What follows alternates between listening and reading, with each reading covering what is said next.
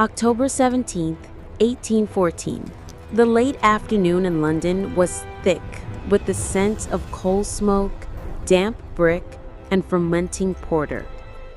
In the crowded, maze-like streets of the St. Giles Rookery, families were settling into their cramped rooms. Few knew that just a stone's throw away at the Meux and Company Horseshoe Brewery on Tottenham Court Road, a disaster was quietly fermenting inside a massive wooden vat. In the span of moments, 1 million pints of beer would burst free and unleash destruction. This was not the result of war, nor of nature's fury. It was the consequence of overlooked warnings, industrial ambition, and mechanical failure. 8 lives were lost, countless others were shaken, and one of the most surreal disasters in British history was set in motion. Today, we uncover the London beer flood, what caused it, how it unfolded, and why it faded into relative obscurity. We'll move chronologically through the build-up to the tragedy, dissect the moment the vat exploded, and examine the human, legal, and societal aftermath. We'll also explore how the press portrayed the flood, balancing between sympathy and satire, and how public memory morphed this tragedy into near myth.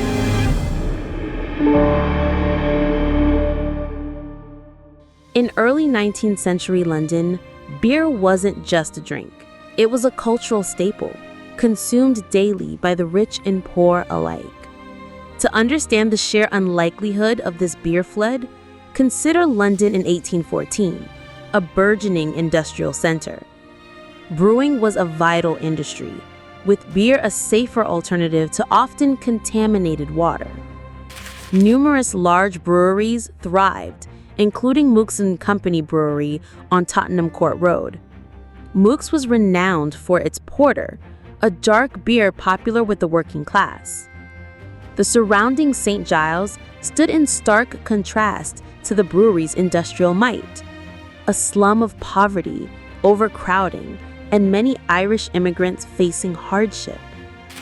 The Napoleonic Wars, while ongoing, formed a backdrop that might have subtly influenced public perception of this unusual domestic disaster. The Horseshoe Brewery, owned by Meux and Company, was a giant in London's porter brewing.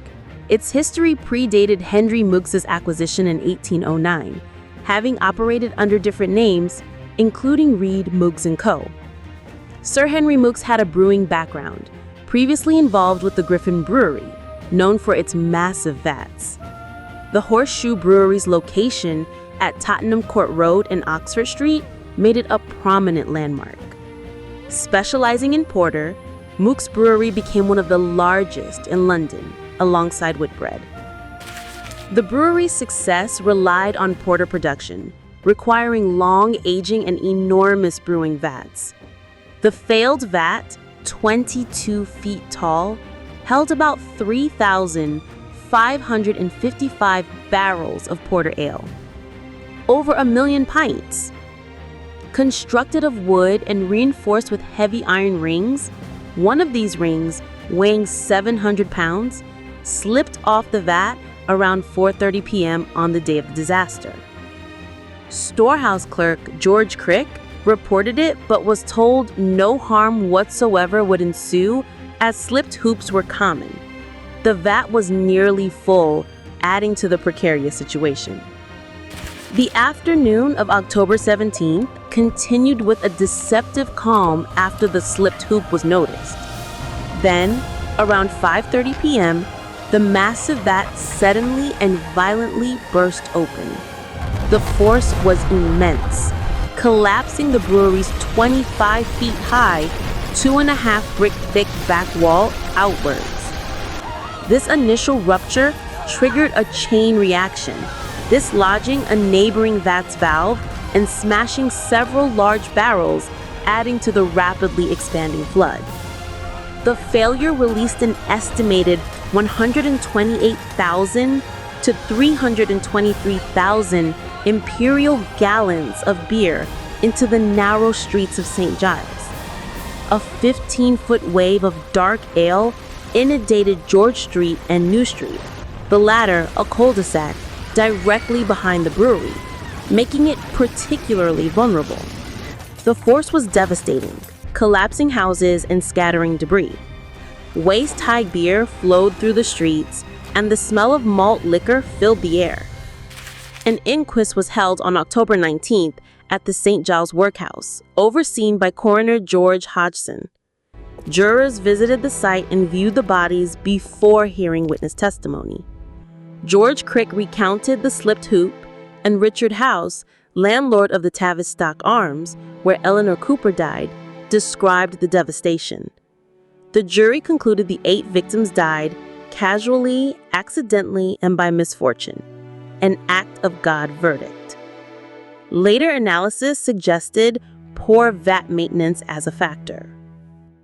The London beer flood became a sensation, covered by newspapers like the Morning Chronicle, Morning Post, and the Times.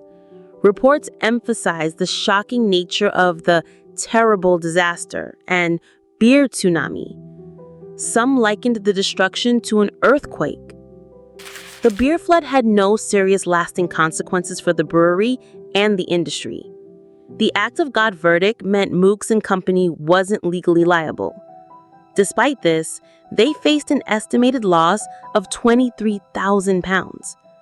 However, Parliament granted them a waiver for excise taxes on the lost beer, preventing bankruptcy and compensating them for lost barrels. The most significant long-term effect was the gradual replacement of large wooden fermentation tanks with safer alternatives like concrete or metal. The London beer flood of 1814 remains a remarkable and tragic event. The sheer volume of beer and the devastation in St. Giles underscore the potential for unexpected industrial disasters. The Act of God verdict reflects the limited understanding of industrial accidents at the time.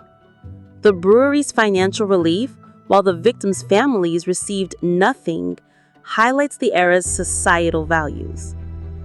Ultimately, the tragedy spurred safer brewing practices and the end of massive wooden vats.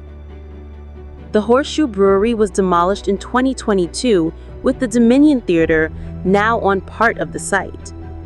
This unusual disaster, though largely forgotten, serves as a reminder of history's unpredictability.